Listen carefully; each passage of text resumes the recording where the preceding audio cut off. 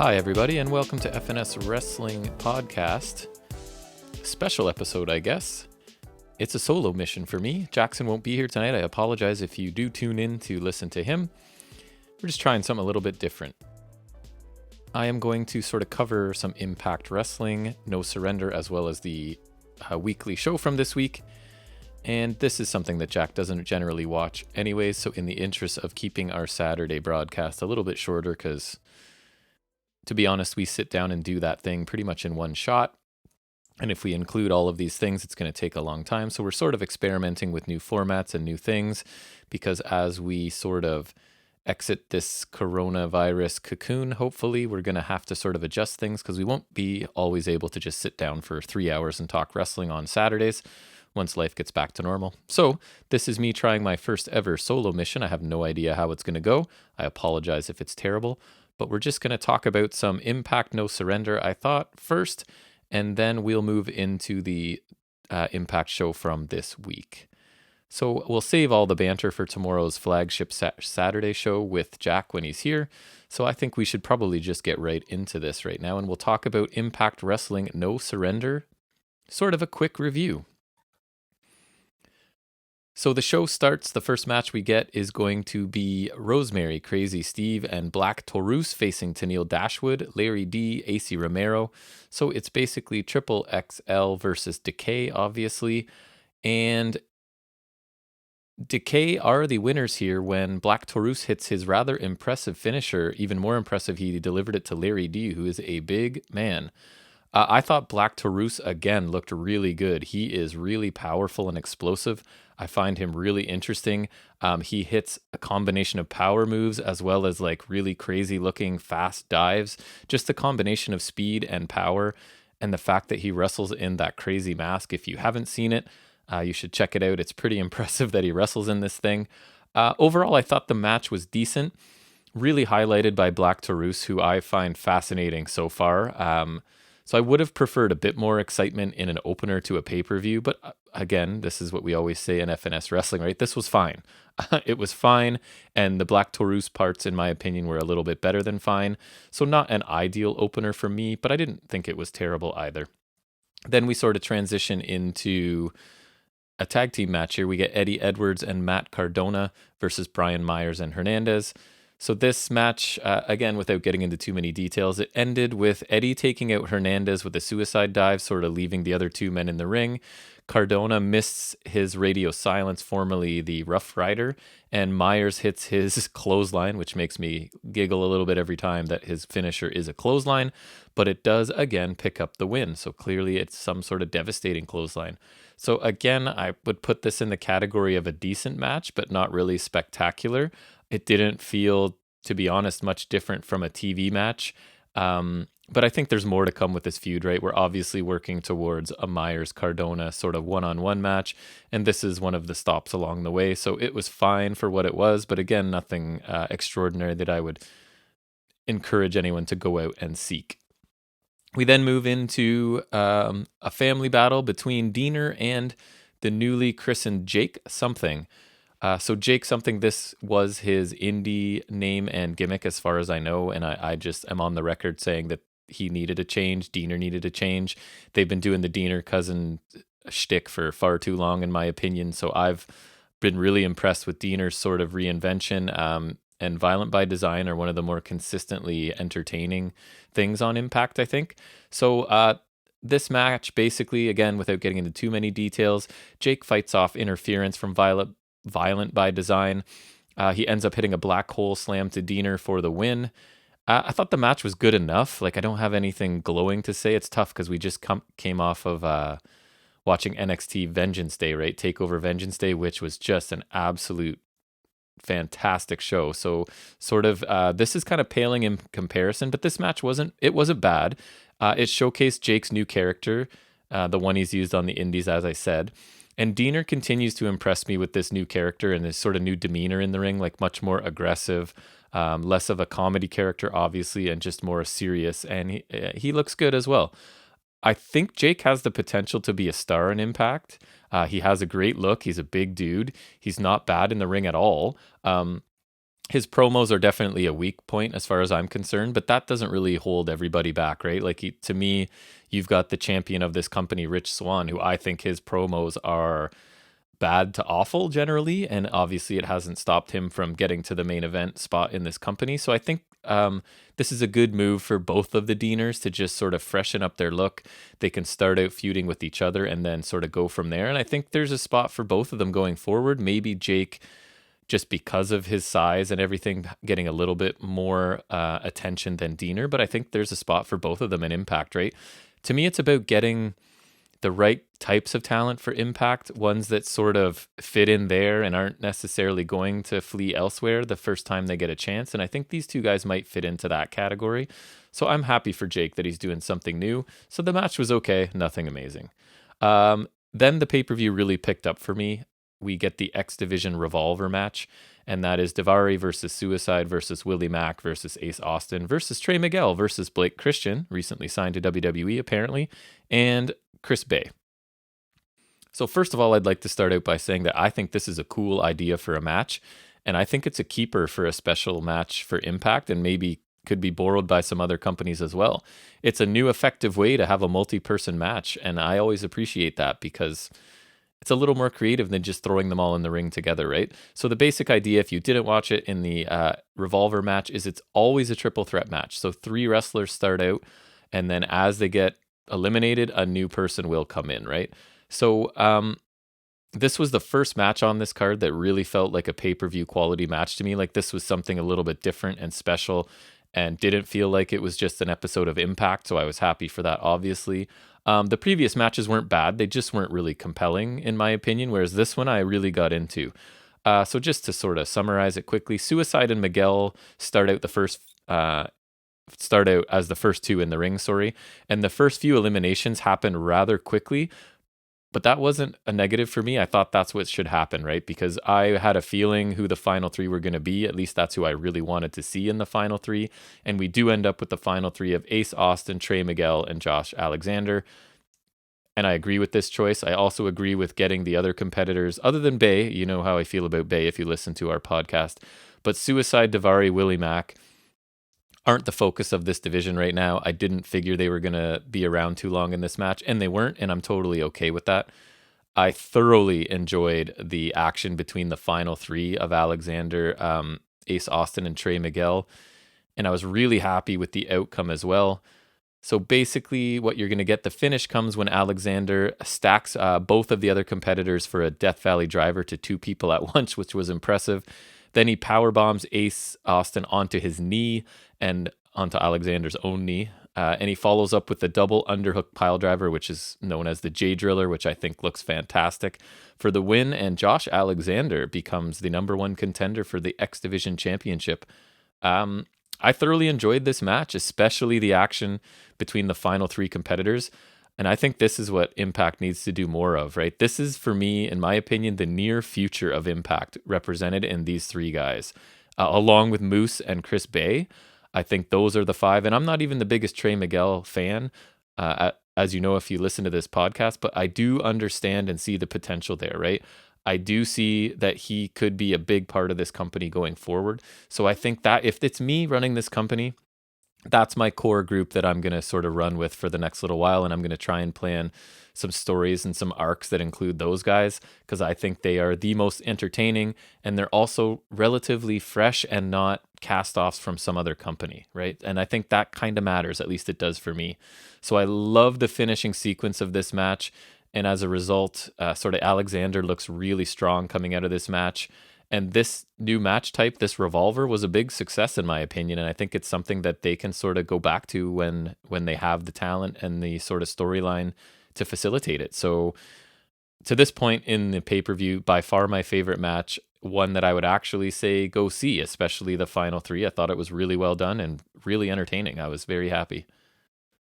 So we then get the women's the knockouts, as I should say, tag team championship match, and that's Fire and Flava versus Havoc and Nevaeh, again, as you would say. So Fire and Flava, I was really happy to see. They do their thing during their entrance, and I love it every time. There's just so much attitude and charisma from these 2.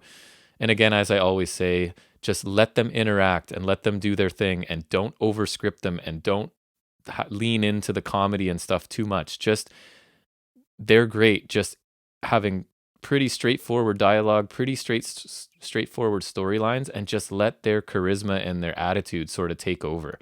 That would be my wish for Impact to handle this tag team, because I think they're fantastic.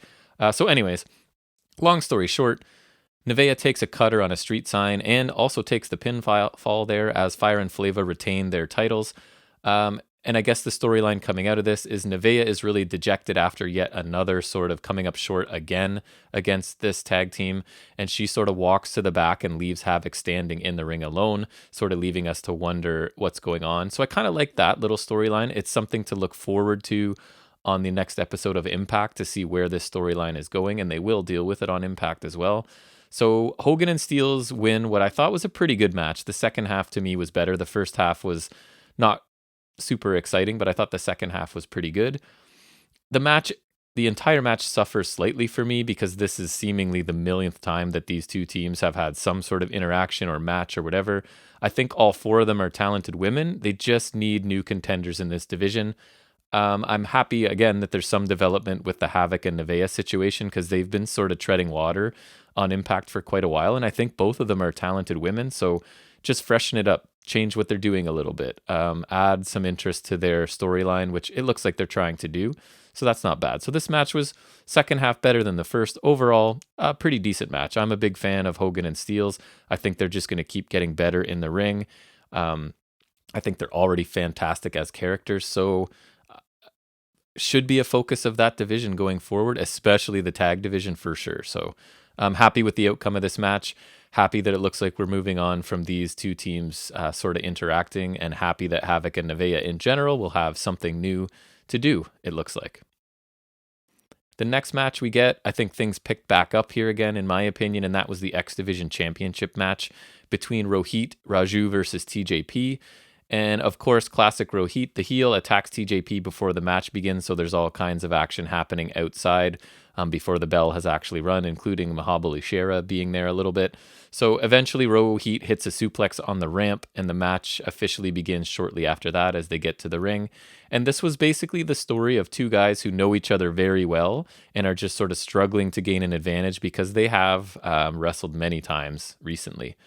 The finish comes when Shera attempts to interfere, but he gets taken out accidentally by Rohit, and then it's followed by pretty immediately by the Mamba Splash for the win for TJP. So these guys have wrestled a million times too, and at the risk of sounding hypocritical, because I did just criticize the staleness of the women's tag matchup right before this, I really enjoyed this match and continue to honestly, if you listen to this podcast, be really impressed with the improvement in Rohit over the past couple of years in all areas. In the ring, on the mic, just his character work. He is one of their more consistent performers, and I've noticed other people are starting to notice this too. I feel like we on FNS Wrestling, because I'm the one really looking at Impact, not to pat myself on the back, but I've been kind of at the forefront of this. Rohit deserves some attention and praise. The guy is really good. He's consistently entertaining on a product that is, no offense to them, not consistently entertaining, but he is. And TJP is so impressive in the ring and just so smooth. I mean, it's too bad that, in my opinion, he kind of suffers from anti-charisma. I have no interest in anything TJP does or says outside of a wrestling ring, but when he's in there, he is super talented and fluid. So this made for a really entertaining match, in my opinion, and I quite enjoyed it. We then sort of hit another down note a little bit, come down from what I thought was a really good match, and that's the 6-woman tag team match involving Deonna Perazzo, Susan and Kimberly versus Jordan Grace, Jazz, and ODB. So the finish to this one comes when Kimberly does a flip to the outside to take out people, and that leaves Jazz an opportunity in the ring to lock an STF onto Susan, and Susan fairly quickly taps out. If I'm being honest, I did not enjoy this match at all. Jazz and ODB, no offense to them, are past their prime, and I'm really not enjoying watching them in ring in the last however long they've been back sort of active in ring. It hasn't looked good to me. And I don't understand why they're getting so much time on television and pay-per-views on a weekly basis. I think there's other areas you could spend that same amount of time that would be better served building some younger people or focusing on a different division altogether. So that's my main criticism of this. There's just not, I don't want to see them wrestle, and they were a big part of this match, and it's just not interesting to me. At one point in the match, Jazz is blinded by a thumb to the eye and accidentally hits Jordynne Grace. So this has to be for some reason, right? And I'm likely not going to enjoy the result because I imagine it's going to lead to a singles match between the two of them, which doesn't interest me. And if Jazz is the one to go heel, then maybe that'll help her a little bit. But I really like Jordynne Grace. I think she's very good, and I think she should be more in the top tier of this division. So I don't love that she's going to be sort of working with Jazz for an extended period because I don't think it's going to help her, but maybe I'm wrong. Susan's gimmick seems to be she doesn't know how to wrestle. And that means, at least for me in this match, there's only Perazzo and Grace that interest me at all. I don't understand taking a woman that can actually wrestle really well and giving her a gimmick where she can't wrestle and sort of having it go on for weeks as it has, when I feel like this division is sort of slipping in recent weeks. When we started this podcast, I would praise the women's division, the Knockouts division in Impact as one of their strengths. But if you're looking at it right now, or for me, I ask myself, who's a believable opponent for Deonna Purrazzo right now? I don't have an answer for that. For me, the top tier of this division should be Perazzo, Jordynne Grace, Su Yung, not Susan, maybe Kiera Hogan if she were to become a single. And I'm not seeing much else, honestly, there. Losing Taya and Kylie Ray kind of close together has really hurt the depth of this division, I think. And Impact as well, not just the fault of the talent. I don't think Impact has been doing a great job of building the Knockouts division recently. So I'm not sure what needs to happen here, but I really don't know where Deonna Purrazzo, she's fantastic. She's a great champion. And she has great matches. I really enjoyed some of her matches with Jordynne Grace, but I don't know who's next in line for a shot with her. And I don't know who it would be that will be believable and or entertaining. So I think Impact has some work to do in the Knockouts division right now, both in the singles and the tag division. Because at one point when that tag division started, it seemed like every woman was partnered up with somebody. And I was telling Jack on the podcast, like, this could be really fun because most of the women are sort of paired up in some way in Impact. But it really, other than Hogan and Steels, and it's been Nevaeh and Havoc, and that's been pretty much it. So they need to do some work here, in my opinion. And I'm hopeful. You got to be hopeful. We then move into what I thought sort of picked up the pace again, and that was the Impact Tag Team Championship match between the Good Brothers, Private Party, and Beer Gun, which is James Storm and Chris Sabin, obviously. And my first sarcastic question at the top of my notes is, gee, I wonder if the Good Brothers will retain. Spoiler alert, they do, and they always will, as far as I can tell. This was a pretty fun match, though, despite my feelings about the Good Brothers, mostly just Gallows. Anderson, I don't have too much of an issue with. A pretty fun match. At one point, we do get the classic signature parade one after the other, and it ended with a big Eye of the Storms by James Storm to Mark Quinn for a near fall. Then Gallows gets a chair, and Matt Hardy delivers a twist of fate to Storm. Private Party actually look poised to take this win, but Carl Anderson sort of sneakily tags the foot of Quinn and obviously steals the win. I did enjoy this match, but the outcome was never in doubt since the Good Brothers, as far as I can tell, have the ability to book their own match finishes and basically have decided they're just never going to lose or never going to make anyone look better other than themselves. Private Party going somewhere else other than AEW to get more seasoning also makes sense to me because I find them somewhat sloppy at times. They just kind of try and do too much, right? They look like at times they're trying to run before they really have mastered walking. Undeniable athleticism and talent there. They just need a bit more seasoning and the odd time to maybe slow down a little bit. So working with Gallows will force you to slow down, in my opinion. So I thought they looked pretty good here, and I did enjoy this match.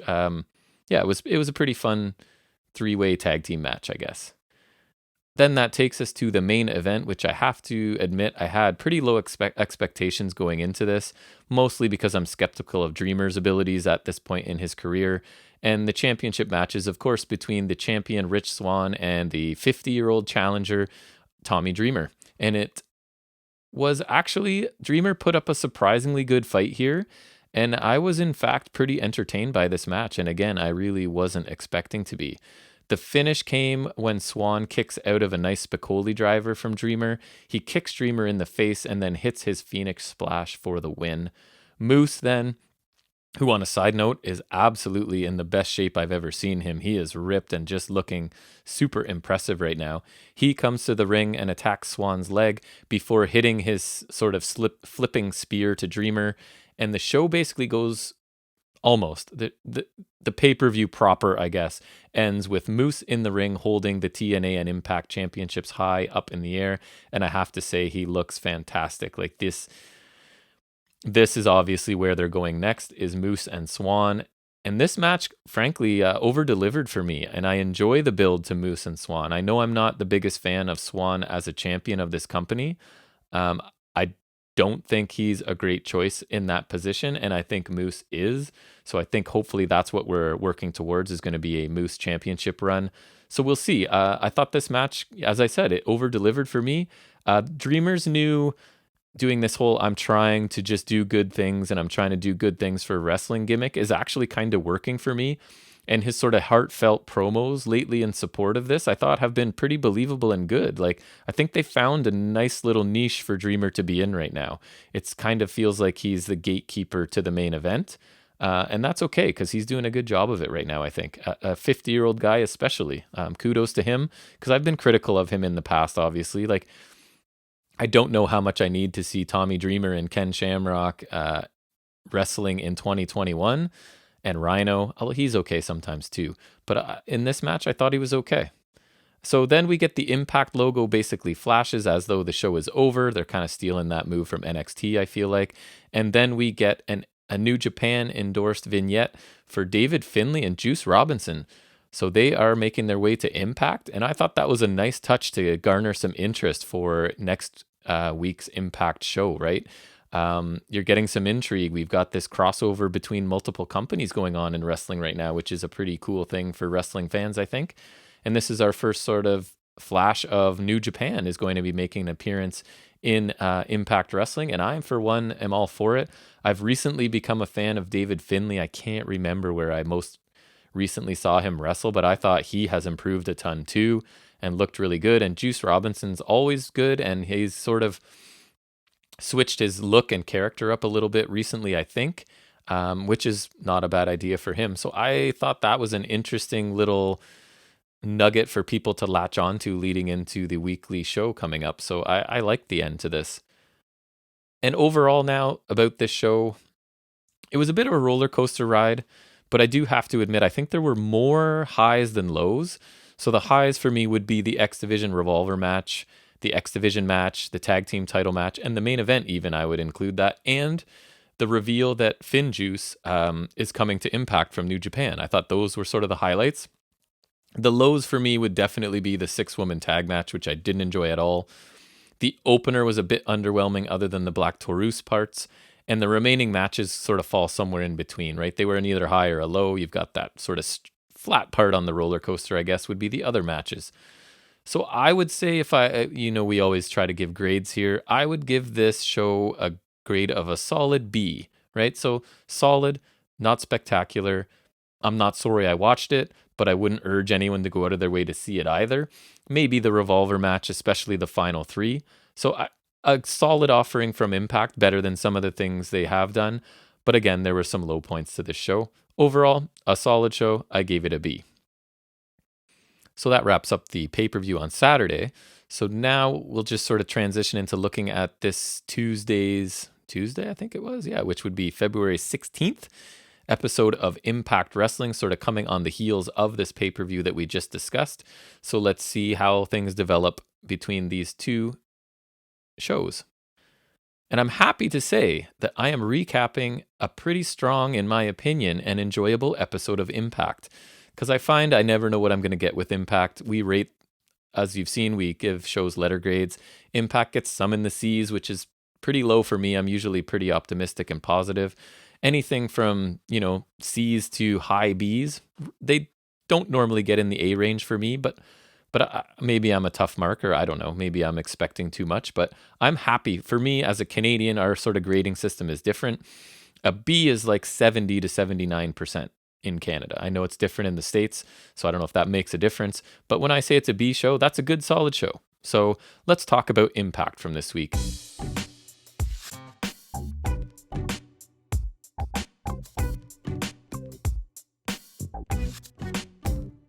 The show starts with a recap, of course, of the Good Brothers and Rich Swann retaining their titles at No Surrender, and then we move straight into the opening match for the X Division Championship, and that is TJP versus Josh Alexander, since Alexander, as we just discussed, or I just monologued, I guess it's not a discussion if nobody else is here talking with me. Alexander won the Revolver match at No Surrender, so he has his championship shot right here at the beginning of this show. And man, I got to tell you, I thought this was another excellent opener on an episode of Impact. Saw strong performances by both of these guys. There was lots of back and forth with holds and reversals. And the commentary team, especially Stryker, really putting over Josh Alexander, which I appreciate. I do have some criticisms of Stryker's commentary. He, at times, most of the time, almost all of the time, is very dramatic, right? Like, he talks like everything is these super high dramatic stakes, like everything is Andre the Giant and Hulk Hogan at WrestleMania. And the problem with that is it's like a match full of high spots, right? Or a show, if you watch a pay-per-view, an indie show that's non-stop high spots, they start to sort of lose all meaning, and you sort of start doubting the sincerity when he is so dramatic and just animated about so many things all of the time. I feel like he needs to just dial it back a little bit, because there is room for that kind of commentary, but it really needs to be saved for when it is something important, it is something dramatic, and it's not just something sort of run-of-the-mill where he still tries to add that extra flair to. So that's something, I mean, maybe that's me nitpicking. I don't know. I still prefer it to Josh Matthews by far. But I did start to notice after watching these two shows that he is very, very, like, everything is a very big deal and very important and very dramatic. And I feel he's running the risk of it sort of just losing some of the meaning, because everything can't be that profound and important. So dial it back, Matt Stryker. I guess that's what I'm saying. So again, lots of back and forth, reversals, transitions, and the finish sees TJP, unfortunately in my opinion, picking up the win after hitting a successful Mamba splash. Regardless of the outcome, I really did enjoy this match as they were given time. One of my issues sometimes with Impact, the TV show, is you look and it's like 4-minute match, 4-minute match, 5-minute match, 4-minute match. So this one was given a bit of time, which is somewhat rare because it is the home of the 4-minute match, it seems like. And both of these guys are excellent in the ring. I obviously would have preferred Alexander win here because, as I said earlier, TJP does nothing for me outside of his in-ring work. And I think Alexander is actually a better promo than I thought he was. It's just when you're tagging with Ethan Page, you don't need to say anything because that guy is an amazing talker and he loves to talk. So it's kind of like Alexander didn't get much chance to talk. There's not a lot of room to get a word in edgewise when you're with Ethan Page, right? So as I've seen Alexander in recent weeks sort of on his own and doing promos, I thought they actually have sounded pretty good, and he's maybe a little better than I thought he was. So with all of that being considered, I think this guy is a major singles star for this company going forward if they want him to be. Again, he's not a guy that's really known for being anywhere else. You can sort of treat him as he's one of Impact's own. He's got good size, he's amazing in the ring, and he can talk. So I'm hoping that they recognize this. It seems like they have, and that they have bigger plans for him than maybe the X Division. Although I would be fine if he does hold the X Division title too. I think he could have a long run with it because he is just so technically sound. So anyways, really thought this was a cool opener. Then we get Gia Miller backstage, and she wants to know what Tommy Dreamer was doing in Scott D'Amore's office just before this. Dreamer says he's going to beat some sense into Moose tonight, and it's an old school rules match. So again, seems like Dreamer's new role is this main event gatekeeper, and I haven't hated it so far. As I mentioned, talking about No Surrender, I kind of like this. He's just trying to do good. He's trying to do good for wrestling. So he feels like Moose needs to be held accountable because he's not doing things that are good for wrestling. So Dreamer's going to do his best to sort of hold Moose accountable for his actions. So that's not a bad idea for a story for me. So far, it's been an enjoyable show. Let's keep going. We then get Brian Myers, and he's backstage with Hernandez. He's giving Hernandez the rest of the agreed upon fee since they were successful in their match at No Surrender. So they make the same deal for tonight, where Hernandez will get half of the money now and half of the money after he wins, because Hernandez has a match coming up tonight against Cardona one-on-one. So Falaba, who we learned, unfortunately, through the not my favorite for sure Swingers Palace segments recently, he has a gambling problem and he needs money to support that problem. So he shows up as the money's changing hands, sort of, and he wants a loan from Hernandez, and he's basically promising to double Hernandez's money. He asks Hernandez for $20, but Hernandez gives him 10 and says to go double it and bring it back to him. So I like the first part of this. I don't think the Falaba was necessary. And if you're a gambler to the point where you've been gambling and you're broke, $10 and $20 is not the stakes that a gambler is going to be looking for. But anyways, that's just me knowing something about gambling and whatnot. A hardcore gambler is probably not seeking $20 to try and get even if they've gone completely broke. But anyways, that's me nitpicking.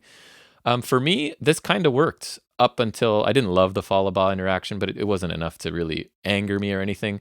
But Myers really works well as a slimy heel, I think.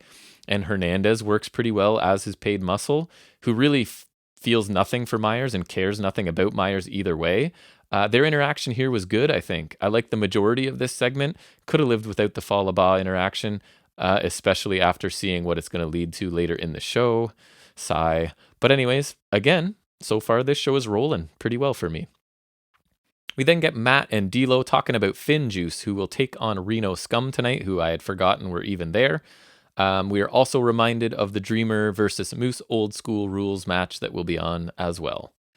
We then move into a 4-way match in the X division between Willie Mack, Daivari, Suicide, and Trey Miguel.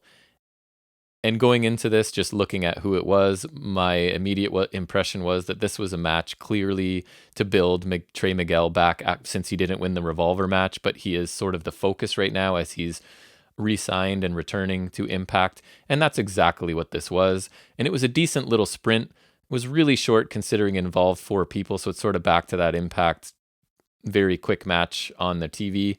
Trey eventually hits his top rope Meteora to Suicide for the win.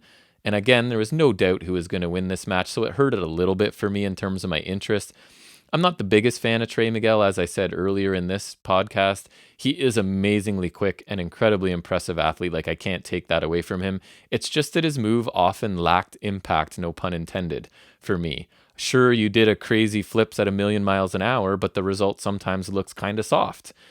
And it's funny because we were just reviewing TakeOver, and it's kind of the opposite with MSK. Their high risk and flippy stuff seems to have impact and seems to make sense. They're doing it sort of so quickly that it's catching their opponents off guard. Nobody has to stand around and wait for them to be jumped on and things. And their moves actually look like they have impact. To give Trey credit, he is trying to embrace sort of a more aggressive character, I think, since his return. And I'm going to give him a chance because, man, the guy is super talented without a doubt. And this match to me was more of like a standard Impact match than the opener was.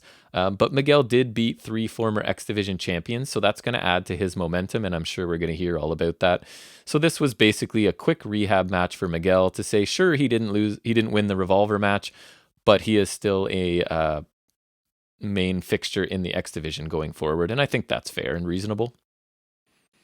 We then have Sami Callihan running into Trey backstage, and he tells him that he is somewhat impressed. He says that Trey failed at No Surrender because he lacks passion, and Trey looks angry and walks off without saying a word. So this was really similar to their interaction last week on Impact. I think Sami's doing a good job here, and I'm kind of enthusiastic, I guess, to see him in a feud where he gets to wrestle instead of just brawling and hardcore matches and stuff like that, which seems to be where he settles in a lot of the time, which he does well. But he's actually a pretty talented wrestler, and he's good on the mic, and Trey isn't. So I thought that was a smart choice too. Just have Sami talk, and Trey just react without really having to talk. I thought this was a good way to handle this segment. I have no problem with Sami Callihan and Trey having a bit of an interaction and a feud, I guess. I'm sure Trey's going to come out ahead because it seems like there's more focus on him than Sammy right now, but that's fine. That's how wrestling works. So I'm open to this pairing as well. Then we have Ace Austin in Scott D'Amore's office with TJP, and Ace Austin is obviously upset, as he tends to be. He talks about being owed an X Division title shot from winning the X Cup, and I was like, thanks for the reminder. Any FNS regular listeners know my memory is pretty bad, so I am a big fan of when wrestlers sort of remind me of things that I may have forgotten. So D'Amore does agree with Ace Austin that he does in fact deserve an opportunity, but he sort of says that others do as well. I'm sure implying Trey Miguel, right? Because he just won a match against 3 former champions. So he's saying, sure, you deserve a shot, but I think other people do as well. So D'Amore then obviously uses that as a springboard to announce a 6-man tag match where the winners will then go into a triple threat match to get an X Division title shot. So I'm okay with that. Another multi-man match, that's fine. Leading to a triple threat match, I'm also fine. Some people get sick of multi-man matches and stuff. I really don't mind them if they're done well. I find them generally pretty interesting because you can get a lot of different combinations, a lot of different things going on. So I'm open to this idea. Austin says that they can make him jump through as many hoops as they want, but him winning the title is inevitable, which is sort of his new tagline. I think that he is inevitable, which I kind of liked. So then he leaves the room, and D'Amore and TJP make some sort of smart alecky comment about, I think it was regarding Ace Austin's catchphrase sort of changing or something, which I didn't need, but whatever. It was just 2 seconds on the end. I actually like this segment a lot too. Heel Austin had a point. So does actually Scott D'Amore. And the matches that have been set up should be fun. I thought Austin did a really good job here. And I mean, I've said it many times. I think he should be a cornerstone of this company when they feel like pulling the trigger on him. I think he could be a main eventer and a main title contender. I'm slightly disappointed he's back in the X Division mix, but glad that he's still getting focus put back on him. And the main event scene is kind of occupied right now. I think they know what they want to do with that. So at least they're keeping some focus on Ace Austin because I think he is an awesome competitor. Again, another young guy that's not known for being anywhere else. He can wrestle, he can talk.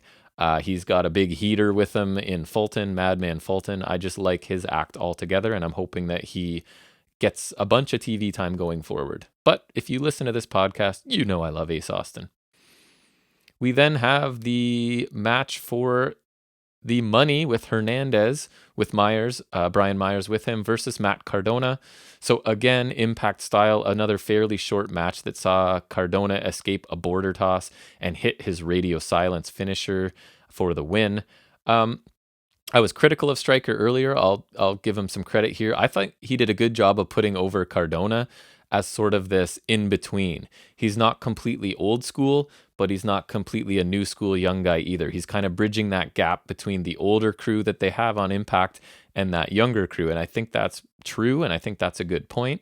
So I'll give him credit there when credit is due. Gia Miller comes down to congratulate Matt and sort of bait him into talking about Brian Myers. And Cardona says he isn't here for that. He's not passing a torch. He's lighting a new one. Myers then cuts him off and is outraged about Matt copying him. Cardona, and I like this little bit here. Cardona asks why Myers is fine outside the show and on their podcast, then has problems with him on Impact. And eventually Hernandez attacks Cardona from behind as this conversation is taking place until Eddie Edwards appears to sort of even the sides. Eddie then takes Hernandez out and Myers gets hit in the eye again. So he can sort of further that, which I kind of like. I thought this is what it needed to be. We're getting one step closer to Myers and Cardona in a match. I like that they acknowledge what we've all been or most of us, at least Jack and I, have been wondering, right? Like, these guys are buddies outside the ring. They have a podcast. We all know this.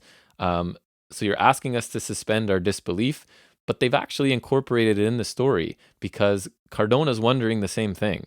How come we get along on the podcast, we get along outside of Impact, but here, I forget, it's like Bad Mood Myers or something like that.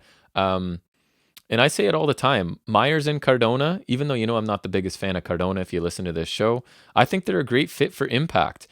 They're not going to be stars anywhere else, no offense to them. They're not going to get high profile. We saw Matt Cardona in AEW and he didn't really get to do anything. But there's room for them on Impact. They can get a spotlight on Impact. So I think these are the sort of people, if you're going to pull people from WWE, these are the types that you can use. They can get a higher profile on Impact than they can anywhere else. So I think, to me, that's a good fit. We then get a brief Finn Juice hype video, as they will be making an appearance on this show a little bit later.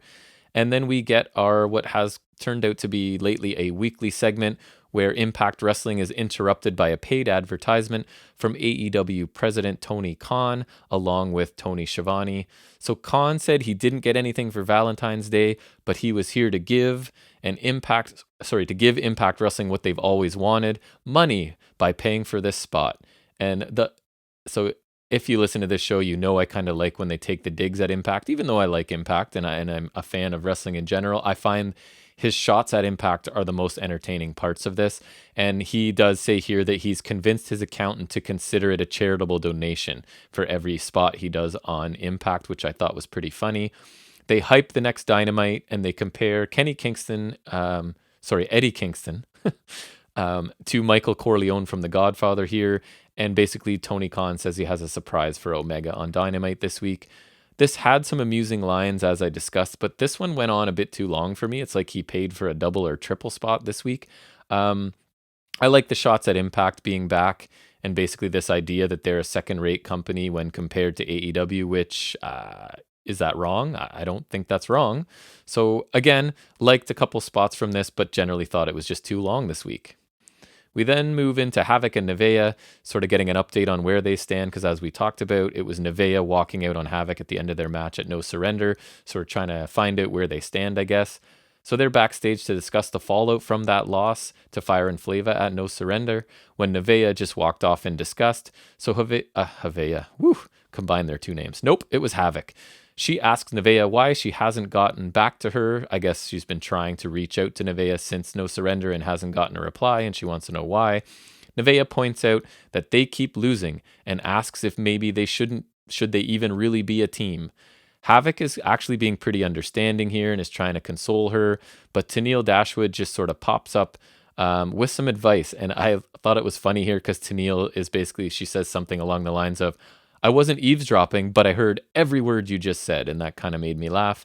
Dashwood insults Nevaeh, who ends up saying, like, "I'm standing right here," and Dashwood suggests that Havoc and Tenille are both looking for partners, so why wouldn't they just form a team? Nevaeh gets upset by this, obviously, and challenges Dashwood to a match tonight. Dashwood actually accepts and thinks this will be her chance to prove to Havoc that she would be the better partner when compared to Nevaeh. So I honestly thought this was another good backstage segment, and possibly the best acting by Havoc that I can remember, because I know I've been critical of her acting in the past. Again, they are asking what many fans likely are asking, like how many times can Havoc and Nevaeh lose to Fire and Flava and keep getting chances? So this show's sort of addressing some of the concerns and questions I've had, and it's like, hey, we hear you, and we're trying to answer them, and I really appreciate that.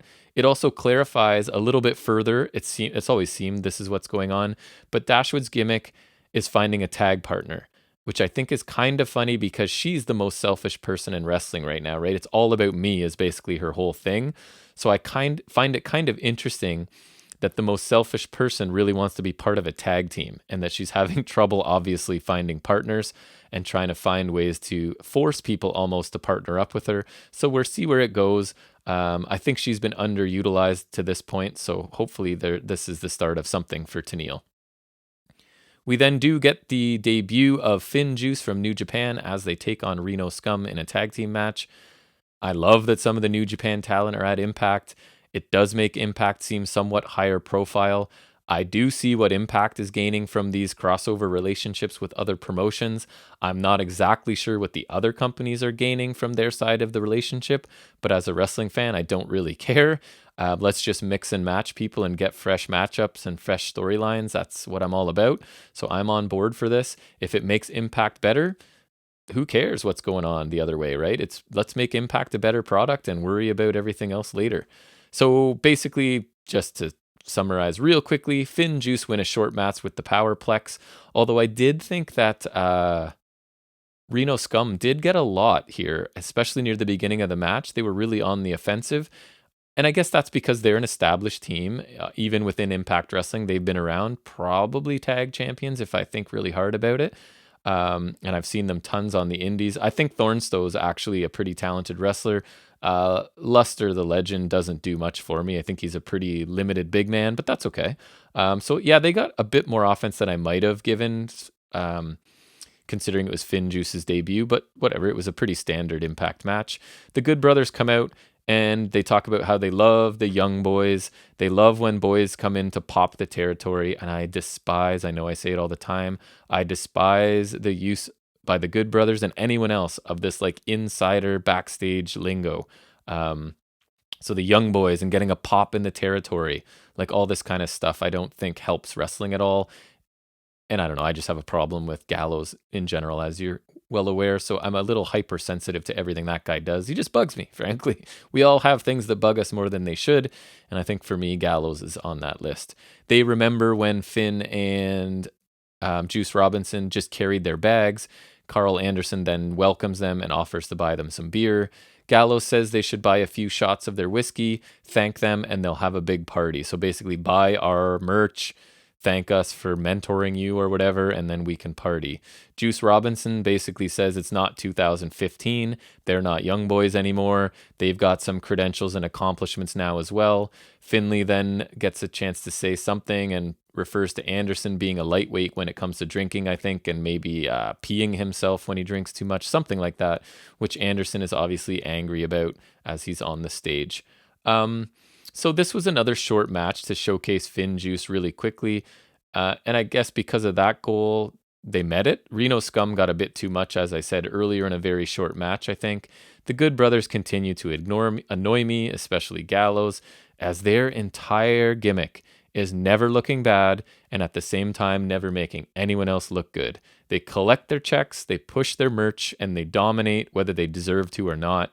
It just really feels to me like they signed a contract that they were in demand, right? AEW probably wanted them, WWE maybe didn't, but they had options. They could have gone back to Japan, I'm sure. So it feels to me like they signed a contract where they have control of a lot of stuff within their characters and their push.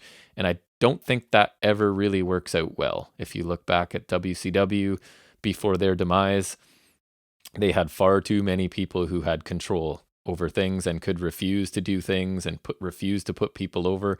So I don't know if that's what's happening. It's just me speculating. I am no insider in this industry. I'm just a guy who's watched a ton of wrestling in his life, and that's what this feels like to me, that they are sort of in control of their own pushes, and that generally doesn't work out well.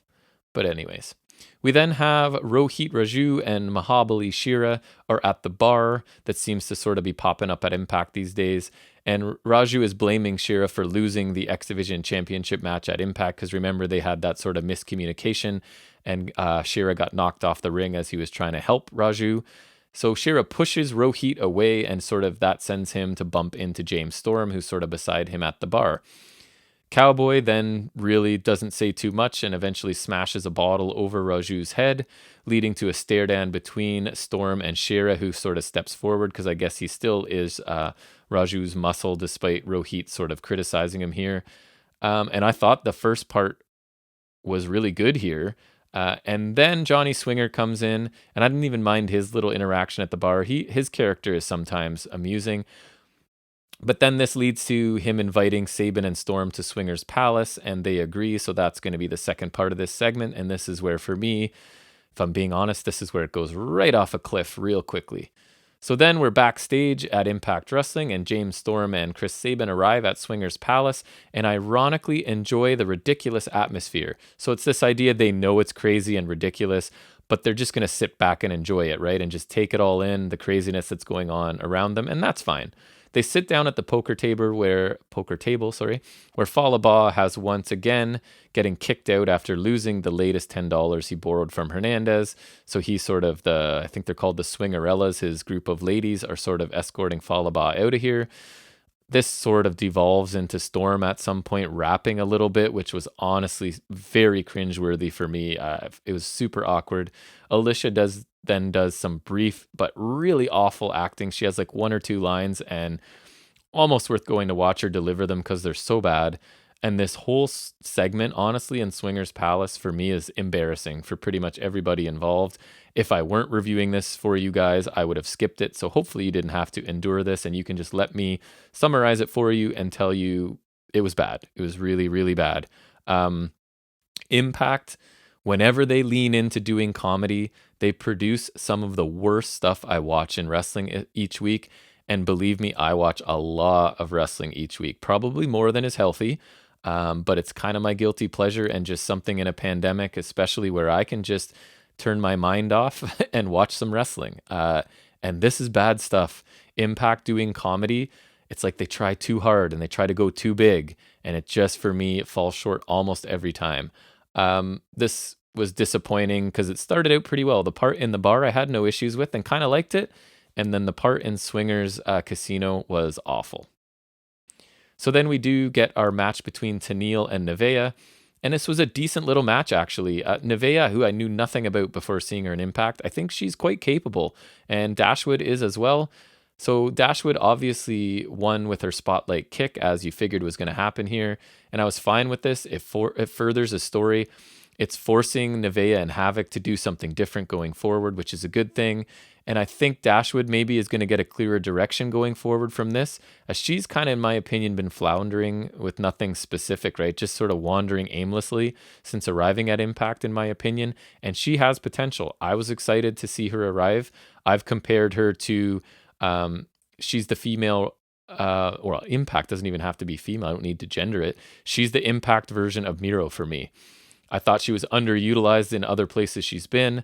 I was excited to have her arrive and was hoping for big things, and I've just been pretty consistently disappointed since she has arrived. And I feel the same about Miro, as you know, if you listen to our flagship Saturday programming. We then move into Violent by Design, and they are not thrilled with Jake something wanting to be something, basically. Diener speaks here, and he wants to finish this business with Jake next week in a tables match. He'll bring Jake to the table alone, and if he can't, he will suffer the consequences, since nothing is more important than Violent by Design and his family, which is his family, I guess. So I thought Diener was really good here. Again, since this shift in character, I think he's been very convincing. It's nice to see, as they say in acting, right? He seems to have range. He played the goofy, redneck, hick, hillbilly, whatever the Dieners thing was, for a really long time. And now he's showing me he can play the sort of intense, borderline crazy, violent character. So that to me is pretty good range. Means he can probably hit most of the points in between those two things as well, which bodes well for him, I think. So I thought Diener was good here again. Violent by Design can continue to be one of the more interesting things and an interesting faction for me to sort of watch as a guy who likes factions on Impact. I would guess maybe that Jake's going to win again, because it seems like the rest of Violent by Design won't be there for this match. So I think Jake may again get another win here. I think that's good for him. He desperately needed this shift in character, as I talked about earlier, just like Diener did. And they both have it now. So hopefully they can keep moving forward with these new characters. We then go to Deonna, Perazzo, Susan, and Kimberly talking backstage, and they have a proposal for Scott D'Amore. Deonna thinks Susan and Kimberly should get a shot at the Knockouts Tag Team Championships. D'Amore agrees, but again, he thinks that 2 great matches would be better than 1. So he decides that Susan and Kimber can face Jazz and Jordynne Grace next week, I assume for what would be the number 1 contendership to the Knockouts Tag Championships. And I thought this was another fine backstage segment. D'Amore is sort of continuing to give heels what they want, but only after they jump through a few hoops for him, which I think is honestly a decent way to go. And I definitely don't want a heel in charge. That's been so overdone in the last few decades of wrestling that I respect Impact's attempts to have a babyface sort of head of the company on camera. And I've had some issues with D'Amore sort of being sarcastic and kind of snarky, but this didn't bother me at all. I think he's sort of figuring out the sweet spot for his character right now, and I'm sort of okay with it. I'm not a fan of the Jazz Jordynne Grace team, because Jazz just isn't fun for me to watch, as I said earlier, but Grace should be in the mix for the championship again soon, so I don't know if I want her to be contending for the Knockouts Tag Championships or not. We'll see. I guess we'll see where it goes. It's then main event time, and we get Moose versus Tommy Dreamer in an old school rules match, which essentially is just Extreme Rules slash no rules slash whatever the million names that mean the same thing, that there's no rules. You can do whatever you want. So we get cookie sheets, chairs, trash can lids, tables, all make an appearance, as this match obviously was the story of Moose being physically dominant, with Dreamer just refusing to stay down and give in, and taking advantage sort of the old school rules whenever he can to try and make up the difference between his ability and Moose's ability at this point in his career. So somewhere near the end here, Moose dives through a table that he had set up in the corner as Dreamer sort of steps aside to avoid being speared through the table himself. But Moose eventually wins sort of shortly after this with a really big Uranagi and then his signature sort of flipping spear that he does. I actually like this match again more than I thought he would. I mean, maybe I'm coming around on Dreamer because I've been pretty critical of him in the past on this show. But I think he's doing good a job with this serious, like, I'm trying to do good things for wrestling gimmick. His promos have been believable. His matches haven't been bad. Moose, as you know, I feel is a star and should be their next champion, in my opinion. I would love Moose with the belt, and Josh Alexander would be my dream to chase it for a while. But that's just me. Who knows if Impact agrees with me or not. So that brings us to the end of that show. And overall, I quite like this episode, as I said at the beginning, of Impact, despite having a few issues with parts of it, right?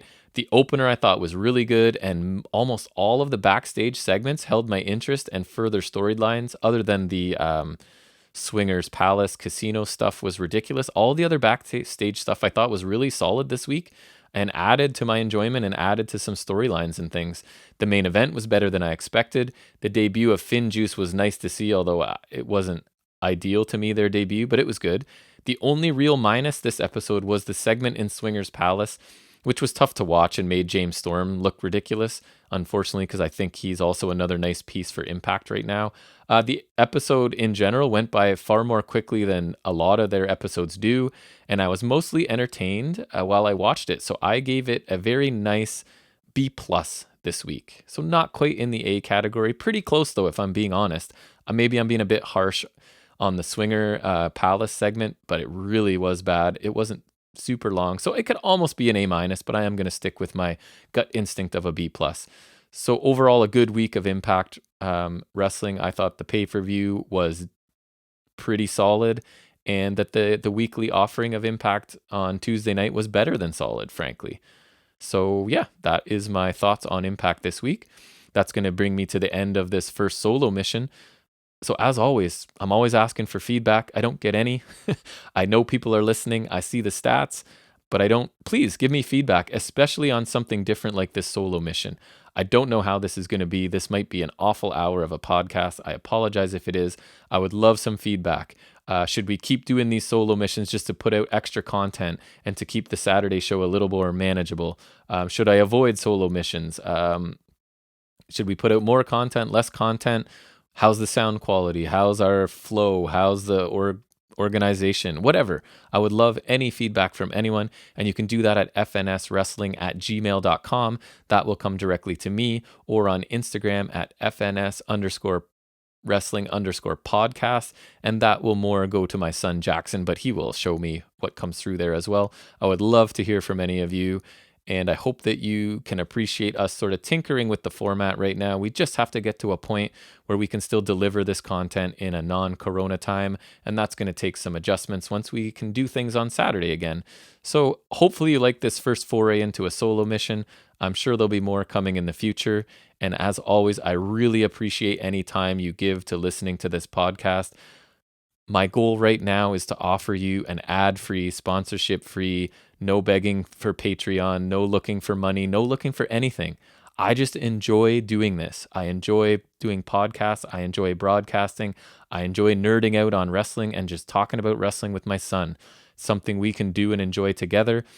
And as a person who listens to 1 million podcasts a week, I get frustrated by the ads. I get frustrated by the promotional spots. I get frustrated by the pleas for money. And maybe we get to that point, I don't know, and we just get super famous and I start making money. That's not what I want right now. I just want to give you guys content. I want people to listen, and I just want people to sort of let me know what they think of it. So Anyways, I'm rambling at this point, so let's sign off.